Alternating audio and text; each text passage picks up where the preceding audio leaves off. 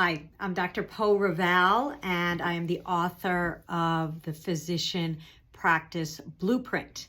And today I'm going to talk to you about when is a good time to actually start a practice. So there are many practitioners coming out of their residency programs thinking, I don't want to start my own.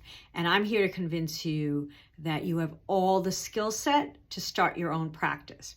There is never a good time and there's never a better time than coming out of your residency programs, even if you're in debt, because you have not started your life yet, meaning there are bigger debts that you will take on, like mortgages, and your kids' educations. So number one, you're young, you're resilient, and you're versatile. So what are the factors that are most important? The most important, you have the credentials to do this. You've put in your time, you have the knowledge, you have the credentials. Number two, the first thing that you are going to do is get your certifications within the states that you're going to practice in. So fulfill all the requirements to get get licensed in that state. And the first insurance company you should all start with is Medicare. There are the least number of restrictions, and it provides you the base for which to start a practice and start seeing patients. Number two, financial stability. So let's talk about this, and we'll talk about it in more detail as time goes on. But there's never a good time to start something because there's always an expense associated with it, right? So you're coming out of a lot of your programs with some debt. Maybe you want to live with your parents for a while. So that's fine. You can reduce your financial debt, but at the same time, your side hustle could become your main job. So if you keep your expenses low by buying used equipment and you look out for practices where perhaps you can just rent a room within somebody else's practice.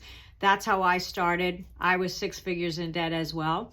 And this is the time for side hustles. So as you're doing that, we're going to talk a lot about how to manage social media, SEO optimization, websites, and how you can use this to build your practice even before you go into the office.